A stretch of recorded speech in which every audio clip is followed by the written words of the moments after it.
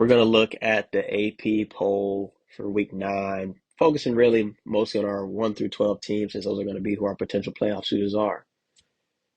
Numbers 1 through 3 are not surprises at all. Ohio State at number 1, Indiana at 2, and Texas A&M at 3. All three of those are 7-0.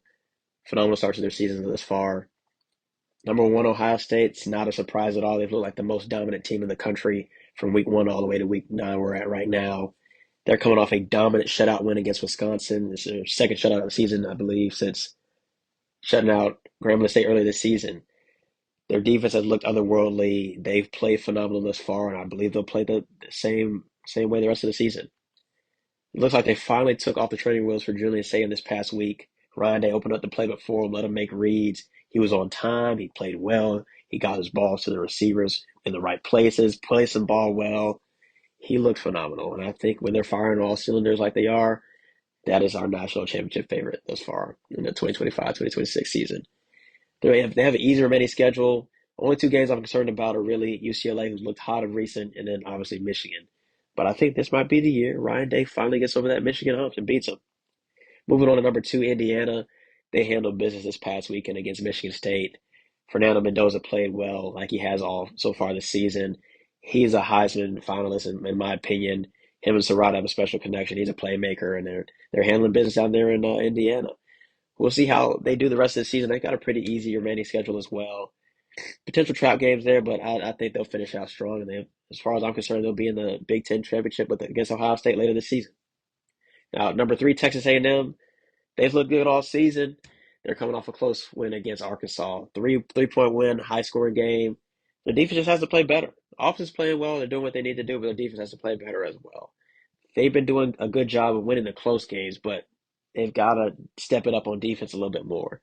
You don't want to be in situations like they were this past week against Arkansas, who's at the bottom, near the bottom of the SEC, in a close game that should not be close at all. Not saying Arkansas is bad; they're a pretty solid team, but Texas A&M should not be hanging with them in a close 3-point game. Glad they got the win. They've got a potential trap game actually at LSU this week. They're going from away game to away game. LSU, we know how that is in Death Valley over there in Baton Rouge. So we'll see how that ends up. Maybe LSU comes up with the upset there. We'll see. Now, number 4, Alabama, 6-1. They're coming off a dominant performance against Tennessee. They looked good, and they had Aguilar shook. He had that back-breaking pick six, trying to force the ball into the flat. As I think a lot of people try to bring up stadium posts like it's in college football 26, but man, Alabama had it rocking out there, Brian Denny, man, and Saban Field. They had it out of control out there, and Alabama handled business. Ty Simpson played well. He's my Heisman favorite so far. Best looking quarterback in the nation. He makes all the right reads. He makes all the right decisions, and he protects the ball. That's the huge thing. They looked good. Not a surprise to see them move up to number 4 at the 6-1. Moving up to number 5, 6-1. Georgia moves up a couple spots after a comeback win against number 4 at the time, I believe, or number 5, I believe, Ole Miss. Gunnar Stockton played well. He had a Heisman performance game right there. He played well, took care of the ball, made plays with his legs. They played well on offense. Defense, though, has to get better. They were not able to get any stops until the last 2 offensive possessions for Ole Miss. That's not going to be a sustainable team right there. You've got to get defensive stops. They've got to get some pressure up there on that D line. I know they haven't had the D line that they had of old and in the past, but they've got to step it up. Secondary has to play well as well. I don't know what all the soft coverage is, and we want to see some more man from Georgia, man. That's what they do. But nonetheless, they had a phenomenal comeback win against Ole Miss, moving them up to the number 5 spot. They have a bye week this week, getting some rest in before they go down to Jacksonville to play Florida.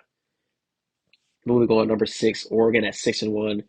They had the proverbial beat down on Rutgers. No one's surprised about that. They're doing what they do. As long as Dante Moore plays well, that team will do well. We saw what happened in Indiana. They were at home. Oregon was at home at the time. Dante Moore didn't play well. They ended up losing that game. Threw a couple picks. Not a bad decisions there. But like I said, as long as Dante Moore plays well, Oregon's going to do well. Potentially have Evan Stewart coming back as well, so that's another weapon for him in the receiving game. So we'll see how they do. They have a pretty easy remaining schedule, and barring anything crazy, they'll make the playoffs easily, possibly not making barring anything crazy from Ohio State and Indiana, they'll make the playoffs and not make the Big Ten championship. But I'm expecting Oregon to do what they do. Hopefully, we'll see a deeper run for them this year in the playoff. Moving on to number 7, Georgia Tech at 7-0. They took care of Duke this past weekend.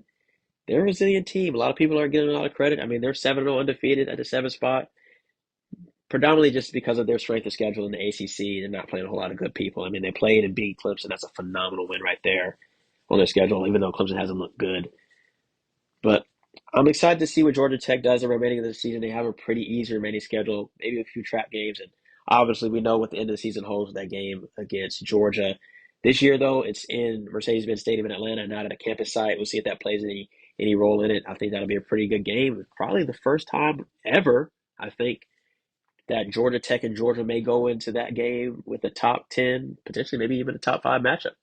We'll see how that ends up for Georgia Tech. Expect them to do well, and if they continue on, we'll see them in the playoffs and the ACC championship for the first time in a while. Moving on to the A spot, we have Ole Miss. They're at 6-1. Georgia handed in their first loss this past weekend.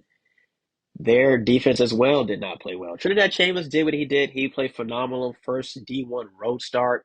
He played well. I don't know. I would think he's in the Heisman conversation as well, as long as he keeps doing what he's doing. Coming from the D2 level, man, he has really balled out on the Division One level this year at Ole Miss after taking over for Austin Simmons. But like I said, their defense did not play well. Similar to Georgia, they didn't get a stop at all game. I know they got some field goals. They forced Georgia to take field goals instead of some touchdowns, but their defense has got to play better. It's like I said, the same thing for Georgia. It's not sustainable if your defense cannot get stops.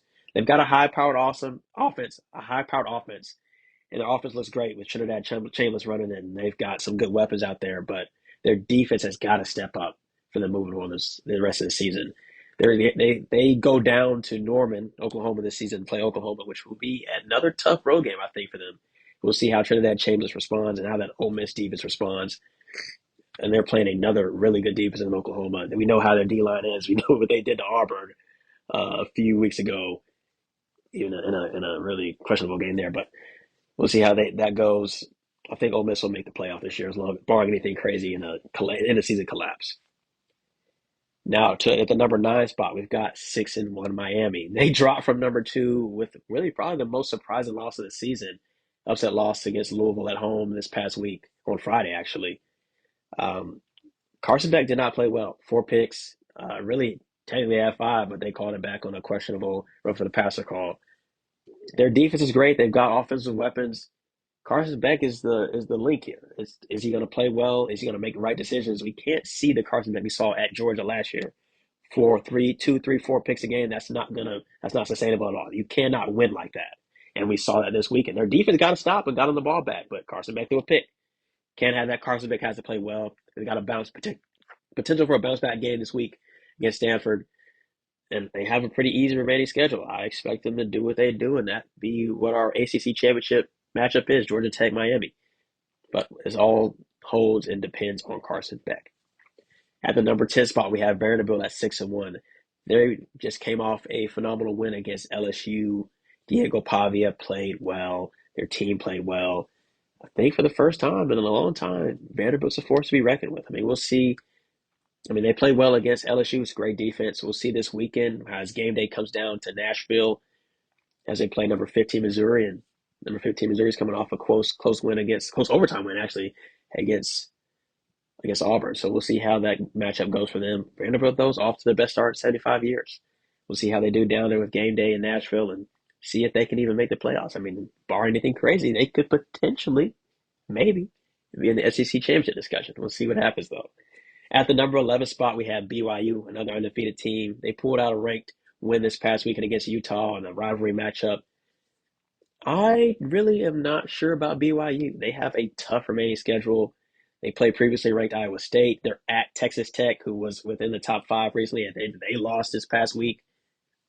They play a good TCU team, who was previously ranked earlier this season. They also end up playing Cincinnati, who's currently ranked in the number 21 spot.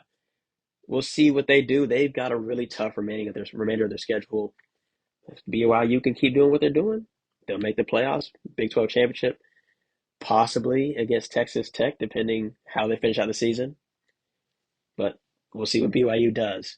Number 12, Notre Dame. They came off a great ranked win actually, in a rivalry match against USC.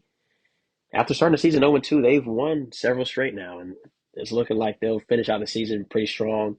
They don't really have any tough games remainder of the season, just a bunch of ACC teams and some other one-offs. We know they're independent, so I expect them to sneak their way into the playoffs after starting 0-2 in the season. Now, personally, not a fan of them being ranked so high. I think when they started 0-2, they shouldn't even have been in the top 25, but they don't ask me for my decision and my opinion on this. So, nonetheless, Notre Dame's looked well. Jeremiah Love, that's the key of that team. As long as he plays well, as long as they're giving him the ball, they'll do well. I expect Notre Dame to be in the playoff. I'm not expecting them to make a deep run this year like they did last year to the national championship, but I expect them to make a little bit of noise. And for our potential group of five pick, I expect South Florida to make it in for the group of five. They're currently ranked number 18, and they're currently 6-1 with their only loss against previously ranked number 2 Miami.